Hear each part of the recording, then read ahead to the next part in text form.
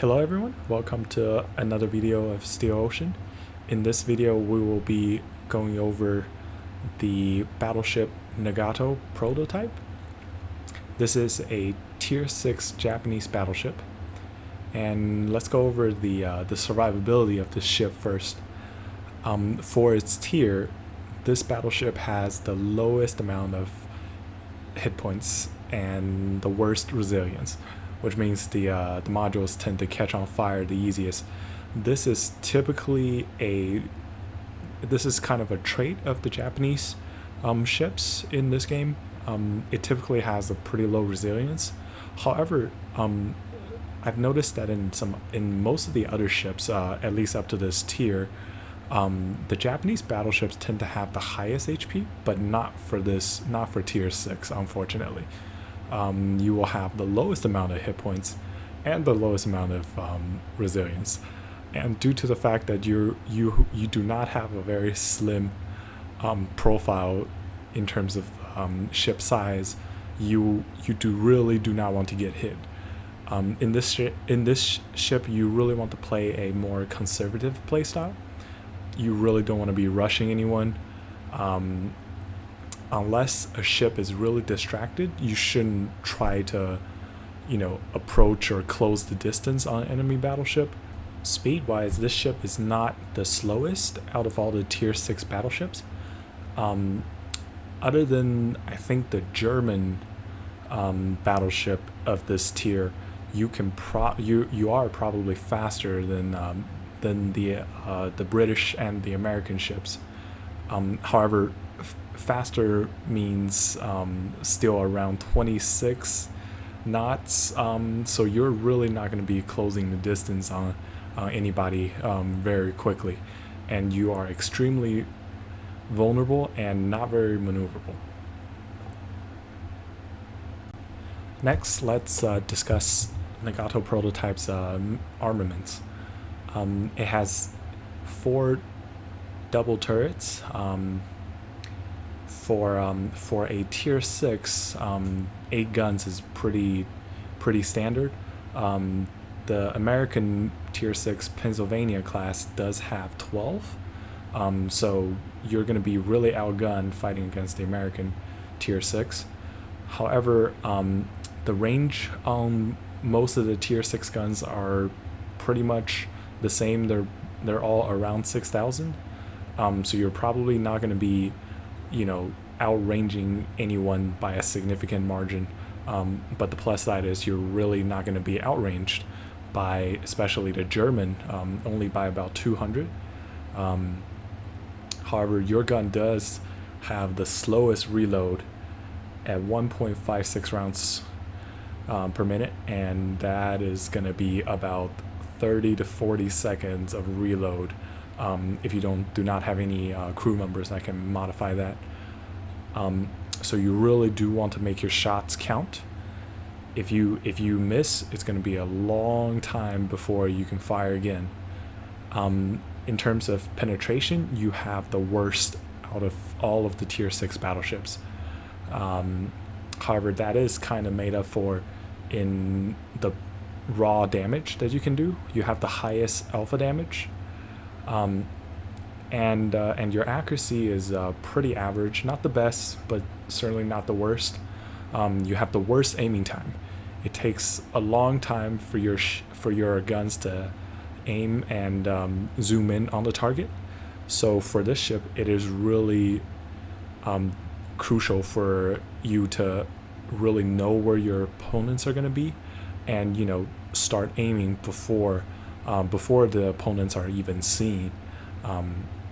Because if you try to aim after you find your opponent, it's going to be a long while before you can actually fire accurately. Next, we'll talk about the secondary battery of this ship. Much like its primary armaments, the secondary armament has the worst reload of its tier, and the penetration is not good. However, it does have the highest alpha damage. And with destroyers, those ships typically do not have very good side armor, and your penetration is probably not going to be a huge problem for you. You're still going to be able to do a pretty good amount of damage to ships that come pretty close. However, with your maneuverability issues and your average at best speed, it is best to keep ships at bay and try your best to avoid engaging enemy ships at close range. For your manual AA, it is a little bit below average. You have 6 AA guns, which is less than the Germans but more than the British. And you have, it's less than the, you have less than the Germans and more than both the Americans and the British. But your rate of fire is by far the worst, and your accuracy is not good. In terms of the regular AA machine guns, you have the same amount as the German and American, but way less than the British. So you have below average AA machine gun for sure. This ship is not going to be able to really stand up on its own against a lot of planes. You're really going to want to rely on your teammates, rely on your cruisers, and other ships that can help you fight off planes. In my experience, the AA guns really not very good at anything more than picking off the occasional lone scout. So when you see a lot of aircrafts approaching, it's best to stick to your teammates and have someone help you with the anti-aircraft.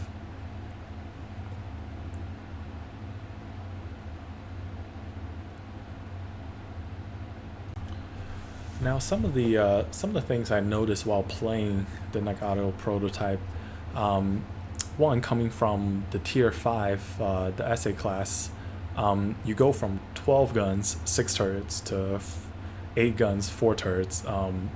So the amount of firepower, it definitely at least feels like you're doing a lot less. So you definitely do have to make sure you make your shots count. Coming from the SA, the spread of the salvos were absolutely horrible. So the Nagato is definitely an improvement in terms of the accuracy of your shots. However, it is not a huge improvement. And at this tier, a lot of the battleships will have a significant amount of armor. So especially since you're at tier 6, you're going to be seeing some tier 7 battleships and maybe the occasional tier 8. And sometimes your guns are not going to penetrate and do damage, so you do have to be cognizant of that. And sometimes I currently use a captain that helps with the skill that helps with reload, but I could definitely see someone going for a captain that maybe adds a little extra penetration, adds a little more just alpha damage, and that would certainly be very helpful. In terms of the secondaries, it is definitely potent. You do have a decent amount of range. However, the reload is actually super long for secondary armaments, and you're gonna feel like you're, after you take one shot with your secondary, you're probably not gonna be able to take a shot for another 7 to 8 seconds. So for these shots, you definitely want to aim very well, and these shots tend to kind of hang in the air a little bit. So you're gonna really want to aim ahead. And for battleship secondaries, typically you're fighting at relatively close range. So most people are probably not going to be very used to aiming well ahead of destroyers and cruisers. So for this battleship, you really have to try to do that, and be cognizant of how high your secondary shots get. And speaking of hang time on the shots, the I mean, coming from the essay, which was the hang time just was terrible. The shots were, it felt like the shells were just in the air for minutes before they landed, and as a result, it was very hard to hit anything. With the Nagato prototype, it does get a little bit better, but I think with Japanese battleships in general, it does feel like it has a much better, much higher arc than the American battleships. So the shots tend to hang in the air for a little bit longer.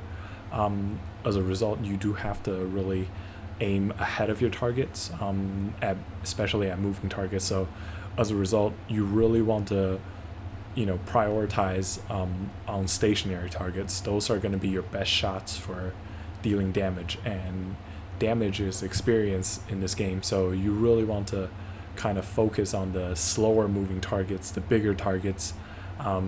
Not that battleships should really be shooting at destroyers or submarines anyway, but you definitely want to aim at the slower battleships, the aircraft carriers, or anything that's standing still.